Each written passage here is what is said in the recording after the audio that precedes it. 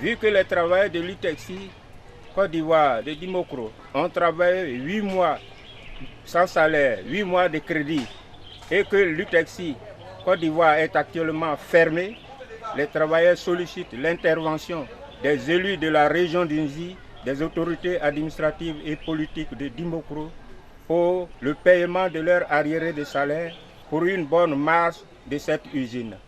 C'était le 1er mai. Les travailleurs de l'UTEXI de Dimokro voyaient porter au grand jour leur cri de cœur.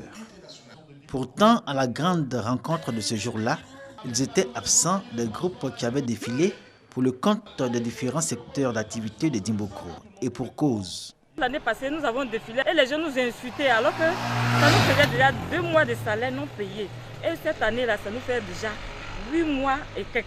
Donc vraiment, on trouvait que ce n'était pas la peine d'aller au défilé. Le patron tantôt nous dit, cela dû aux matières premières. Ma pancarte, j'ai mis, Dimokro, votre ville natale se meurt. Alors, venez aider les travailleurs de l'UTEXI en SOS. L'UTEXI de Dimokro est une unité industrielle spécialisée dans la fabrication de filets et écrus à partir du coton, la matière première. Construite en 1973, elle a été officiellement ouverte 2 ans plus tard, à la faveur de la célébration de l'an 15 de l'indépendance de la Côte d'Ivoire, dont les festivités avaient eu lieu à Dimokro. Pour les habitants de cette localité, l'UTEXI est l'âme de la région. À l'argument qu'elle est la toute première unité industrielle et poumon économique de la région d'Unzi. Hier, beaucoup d'espoir pour ce que cette usine a pu apporter à cette région et ce qu'elle laissait entrevoir. Aujourd'hui, amère déception mêlée de désenchantement et de douleur. Vraiment, avec le peu que nous donnait, on se mettait au travail, ça nous aidait à au moins économiser un peu. Jusqu'à 8 mois, vraiment, je trouve que c'est trop. À l'époque, l'usine employait plus de 1000 personnes. Et aujourd'hui, près de 400. Les 400 aussi ont des difficultés. Vraiment, on a un pincement au cœur. Nous n'avons pas les moyens, nous allons faire quoi? On ne fait que parler. Le PDG aussi a tous les problèmes. Il a la bonne volonté, mais les moyens lui manquent. Entre réduction de personnel, fermeture provisoire répétée, arriérés de salaire, humiliation et raillerie subies au quotidien, les travailleurs de l'UTEXI de Dimokro s'interrogent encore sur le sens et la portée de leur travail. Interrogation aussi sur la garantie de leur emploi après moult rencontres avec leur employeur, sans véritable éclaircie.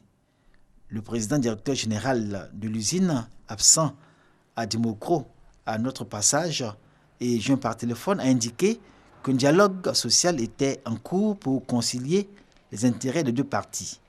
Information confirmée par les travailleurs eux-mêmes. Ceux-ci ont touché le préfet de Dimokro et l'inspection du travail qui les ont invités à privilégier le dialogue social. J'invite les employeurs à examiner avec bienveillance les préoccupations des travailleurs de Dimokro. Dans cet esprit, la trêve sociale demandée par le gouvernement doit être acceptée par les centrales syndicales en vue de lui permettre de prendre les dispositions nécessaires pour apporter des solutions adaptées et durables aux problèmes posés. Le manque de flexibilité pourrait compliquer un peu les choses. L'employeur, je pense, veut bien faire fonctionner cette entreprise, mais sans matières premières, c'est un peu difficile. Donc nous souhaitons que l'activité économique reprenne véritablement à Dimokro, parce que sans cette usine, on sent, j'allais dire, une certaine léthargie. Les négociations entre les travailleurs de l'UTEXI de Dimokro et leur employeur, arbitrées par l'inspection du travail, se déroulent dans un contexte où l'usine montre les signes d'une agonie. Vétusté de l'appareil de production, incapacité à gérer la fourniture régulière en intrants, spécialement le coton de premier choix qui est la matière première faute d'argent, et enfin la question du paiement des arriérés de salaire.